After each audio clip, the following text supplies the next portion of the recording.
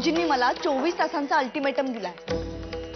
हिशोबात जो काही 10 लाख रुपयांचा फरक दिसतोय ना, त्याची भरपाई करायला. तू खरंच 10 लाख रुपये कुठे खर्च केले असशील, म्हणजे तुझ्याकडनं कुठे खर्च झाले असतील. पहिल्या मला तसं स्पष्टपणे प्रामाणिकपणे सांग. पण आत्ताच्या परिस्थितीत ते पैसे कुठे आहेत हे मला माहितीच नाही. असं जर म्हणायला लागलीस ना, तर मी सुद्धा तुला काहीही मदत करू शकणार नाही. मी तर म्हणते ना, तिला आणूच दे ग पैसे. बघूया काय करते. ते डाका घालते का काय करते. मी तर गंमत बघणार आहे सगळं. मला तू बोलतेस ना, त्यातलं काहीही पटत नाही. अहिल्याताई म्हणत असेल ते जर का खरं निघालं ना, तर आयुष्यभर माझं मन मला खात राहील. जानकी, तू अजिबात असा विचार करू नकोस, कारण तू काहीही चुकीचं केलेलं नाहीयेस. उलट उत्तम वागलीयस तू. आणि तिच्याबद्दल सहानुभूती वगैरे अजिबातच वाटून घेऊ नकोस, कारण तिची लायकी सुद्धा नाहीये तुझी. आत्याबाई, तुम्ही तरी माझी विनंती ऐकून घ्या. मी खरंच काही नाही केलंय. अहो, मी 10 लाख रुपये का चोरेन? एवढ्या पैशांचं मी काय करेन? मी न केलेल्या गुन्ह्याची शिक्षा मिळते मला. आत्याबाई, तुम्ही प्लीज भाऊजींशी बोला. अगं, पण मला काही विषयच माहिती नाहीये, तर मी काय समजावणार. आता तू बोललीस तेवढंच माहितीये मला. आणि नाही त्या विषयात बोललेलं नरसिंहाला नाही आवडणार, आणि मलाही ते नाही बरोबर वाटत. जानकी, हे बघ, मी खरंच पैसे चोरले नाहीयेत. तुम्हा दोघींपैकी कोणीतरी प्लीज भाऊजींशी बोला. जर तुम्हा दोघींपैकी कोणी भाऊजींशी बोलला ना, तरच कदाचित त्यांचा माझ्यावरचा संशय दूर होईल. ते खरंच पैसे नाही चोरले. प्लीज माझ्या बाजूने बोला. मी एवढी वाईट वागेन का?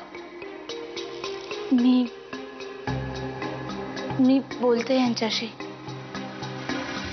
तुम्ही जरा घाई करताय असं मला वाटतंय. म्हणजे अहिल्याताई हिशोब बघत असताना 10 लाख रुपये गेले हे मान्य आहे, पण त्यांनी जाणून बुजूनही केलं असेल असं मला नाही वाटत. त्या म्हणतायत ते सुद्धा पटतंय मला. कशावरून हे परशुदादांनी केलं नसेल. तू या प्रकरणात लक्ष घालू नकोस जानकी. मी माझ्या पद्धतीने काय ते हँडल करतो. मी तुम्हाला तेच सांगतेय.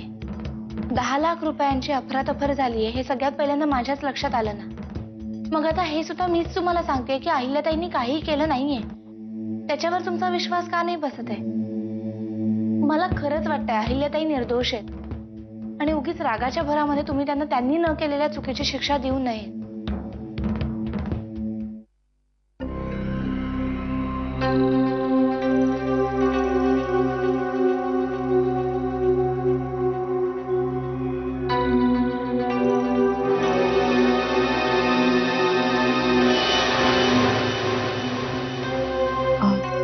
मला बोलवलं भाऊजी? नाही, मला अजून पटलेलं नाहीये, पण फक्त जानकीनं सांगितलं म्हणून माफ करतो मी तुला. म्हणजे 10 लाख रुपये भरण्याची गरज नाही,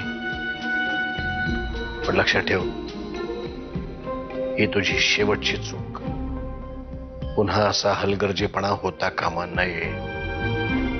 परशूचं काय करायचं ते मी बघून घेईन. साहेब, रमावतीतले कार्यकर्ते तुमच्या निर्णयाने खूप नाराज झाले. तुमच्या राजीनाम्याची बातमी आम्हाला पेपरमधून आणि चॅनलवरूनच कळली. बऱ्याच जणांची तुम्हाला भेटण्याची इच्छा होती.